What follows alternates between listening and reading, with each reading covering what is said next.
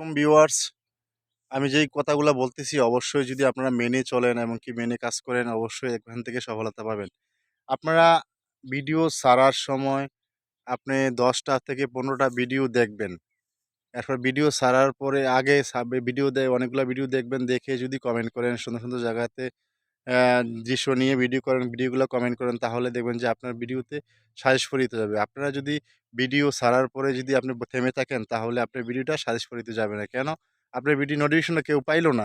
আপনি যখন ভিডিওতে নোটিফিকেশন পাবে তাহলে আপনার পরিবারে যুক্ত হতে পারবে। আরেকটা জিনিস Facebook এ আমরা কাজ করতে আসছি।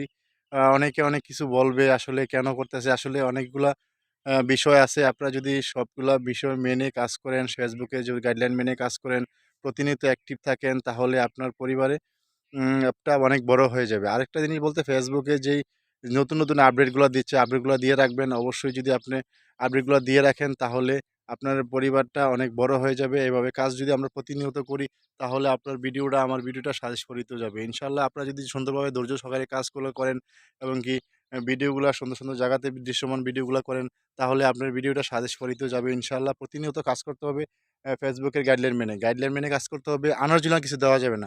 আনার্জিনাল কিছু দিলে অবশ্যই আপনার পরিবারে ইস্যু চলে আসবে। সবকিছু অরিজিনাল, নিজের কন্টেন্ট, নিজের অরিজিনাল কিছু সবকিছু দিবেন।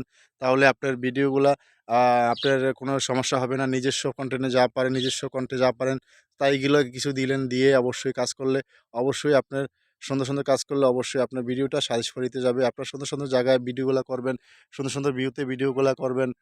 এবং কি একই ফটো বারবার দিবেন না। একই ফটো বারবার না দিয়ে সুন্দর বিভিন্ন দৃশ্য নিয়ে ফটোগুলা দিবেন, বিভিন্ন জায়গায় ফটোগুলা দিবেন। তাহলে এই ফটোগুলা আপনার ফটোগুলা Facebook গ্রহণ করবে। একই দ্যাটসে যদি ফটোগুলা দেন তাহলে এই ফটোগুলা Facebook বলবে যে সেম ফটো দিচ্ছেন আপনারা, ফটোগুলাতে ইস্যু চলে আসবে। আপনারা এইভাবে না কাজ করে সুন্দরভাবে যদি সুন্দর বিভিন্ন জায়গায় গিয়ে ভিডিওগুলা করেন, বিভিন্ন জার্সিগুলা ভিডিওগুলা করেন তাহলে এই ভিডিওগুলা সাজেস্ট ফর দিতে যাবে। এবং কি সবার সাথে আমাদের যারা আশেপাশে আছেন, সাথে যারা কনটেন্ট ক্রিয়েটর আছেন তাদের পরিবারটাকে সাথে এঙ্গেজ থাকবেন। দেখবেন যে আপনার লাইক, কমেন্ট, শেয়ার অবশ্যই হবে এবং কি আপনার পরিবারটা অনেক বড় হবে। আবার সুন্দর, সুন্দর দৃশ্য জায়গা নিয়ে ভিডিওগুলা করতে চেষ্টা করবেন। বিভিন্ন জায়গায় অ্যাক্টিভ থাকবেন। বিভিন্ন জনের সাথে সম্পর্ক রাখবেন। তাহলে দেখবেন যে বিভিন্ন লাইভে গিয়ে আপনি দেখা যায় ওয়াচিং না থেকে সুন্দর, সুন্দর কমেন্ট করলেন, ভিডিওটা শেয়ার করে লাইভটা শেয়ার করে দিলেন। তাহলে আপনার শেয়ার ধরে আপনার পরিবারে চলে যেতে পারবে। আসলে দেখি যে অনেকে লাইভের সময় ওয়াচিংয়ে থাকেন। ওয়াচিংয়ে থাকলে কোনো লাভ নাই। ওয়াচিংয়ে না থেকে সবাই সুন্দর, সুন্দর যদি কমেন্টগুলা করেন তাহলে এই কমেন্ট ধরে আপনার পরিবারে চলে যেতে পারবে।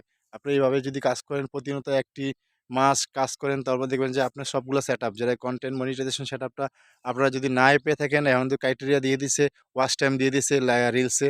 এভাবে যদি কাজ করেন তাহলে আপনার ভিডিও এবং কি আপনার কোয়ালিটি যদি ভালো থাকে অবশ্যই, অবশ্যই Facebook সাজেস্ট করে তো নিবে ইনশাআল্লাহ। আপনি এভাবে প্রতিনিয়ত কাজগুলা করবেন।